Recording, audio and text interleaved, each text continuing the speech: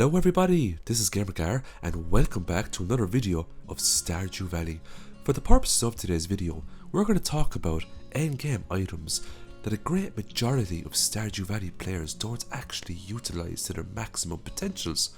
So we're going to cover those endgame items today in this video. I'm going to show you some great tips on how you can properly utilise them. The first item we're going to talk about here with Krobus is the super expensive luxury item that he offers, the Return Scepter. A great majority of players don't actually get this because of its insane cost. 2 million gold to purchase this item. This item has one purpose, but it does it very well, and that is to teleport you right back to the door of your farm. As you can see here, this item is extremely convenient, and that's what you're paying 2 million gold for the convenience of a warp totem back to your farm, except it's unlimited. Return Scepter, however, has some magnificent uses. Take the Skull Cavern for example. You're spamming your ladders, you get down nice and deep, but look, it's almost time for you to pass out. Instead of passing out and paying 1,000 gold, you can quickly use the Return Scepter, get into your house. Now I do pass out here because I had the bed too far away, but I could have very easily moved the bed closer to the front of the house and I could have gotten that good night's sleep. Here's another example. I'm fishing until 1:40. I'm all the way down in the sea area. Use the Return Scepter, straight back to the house within an instant. Is this item worth 2 million gold? It's not. If you have 2 million gold, spend it on something else. If you have 20 million gold, by all means, treat yourself and purchase the item. Next up, we're going to talk about the Junimo huts. What you see here is Junimo huts strategically placed so that all of these little farming patches that I have will be harvested by lovely Junimos. And I have the Junimo chests set up in a way where I can very easily take the items out of the Junimo huts, put them into the Junimo chests, and then I can sell those very easily if I want to make huge amounts of money. The great thing about Junimo huts is that these Junimos will harvest crops for you. They are especially effective on crops that regrow. So we're in fall here now at the moment and they're harvesting cranberries. So you can't go wrong with Junimo huts. Junimo huts they're not too bad to make. All you need to do to get your hands on the Junimo hut is to get the magic ink for the wizard and you can access his lovely magical terminal. 20,000 gold, some stone, starfruit and fibre. The hardest thing that you're actually going to find there to make these huts, especially to make plenty of these huts, is fibre, believe it or not. You run out of fibre very quickly in this game. A great way to get fibre is to plant fibre seeds, and fibre seeds can actually be planted in winter. So that's one of the many things you can grow in winter are fibre seeds. Next up we have the obelisks, and there's 4 obelisks in the game. We have the Earth Obelisk, which is 500,000 gold. Some iridium bars and some are crystals. We have the Water Obelisk, which is 500,000 gold. Now the Desert Obelisk and the Island Obelisk are more luxury obelisks. They cost 1 million gold, because with the Desert Obelisk you're not waiting for Pam. You can just go straight to the desert anytime you want. The great thing about these obelisks is that they sync up very nicely with the Return Scepter. So I just warped to the beach here now, and it warps you where that statue is. You've probably noticed those statues as you've been walking around your own Stardew Valleys. And the great thing about this is, especially if it's summer and you want to get those octopuses, because you know you're going to get those in the morning time, you can just use the obelisk. It'll bring you straight to the beach where you can get a good day fishing in. You can quickly use your Return Scepter back to the farm, and you can use another obelisk and go to the mountains. So if you have the Return Scepter and you have these 4 obelisks, you can basically access almost any portion of the game instantly. Are these obelisks worth 500,000 gold and 1 million? They are, in my opinion. You should, especially the Desert Obelisk, you should get that as quickly as possible. That is a game changer. And the Island Obelisk, of course, if you enjoy Ginger Island.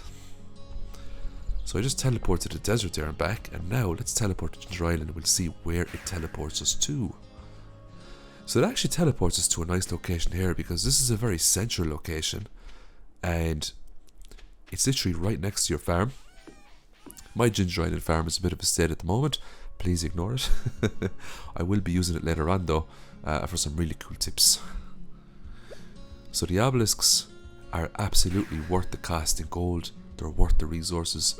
Invest in obelisks and save yourself an absolute ton of time, because as we all know in Stardew Valley, time is money. Next up, I'm going to show you a setup here using hoppers. As you can see, I've got hoppers here set up for cakes, preserve jars and cheese presses, and on the left I have hoppers set up for furnaces, charcoal kilns and recycling machines. The reason why hoppers are so overpowered is that you can fill up your hoppers with items and they will automatically put the item into the machine they're connected to automatically for you. All you have to do is harvest the items from the machines and the hoppers will just replenish them as long as you have items in the hoppers. Next up we have the heavy tapper. Now this requires hardwood and radioactive bars, so it's very high up on the material list, but they're so worth it. They basically work the exact same way as a regular tapper, except they work twice as fast.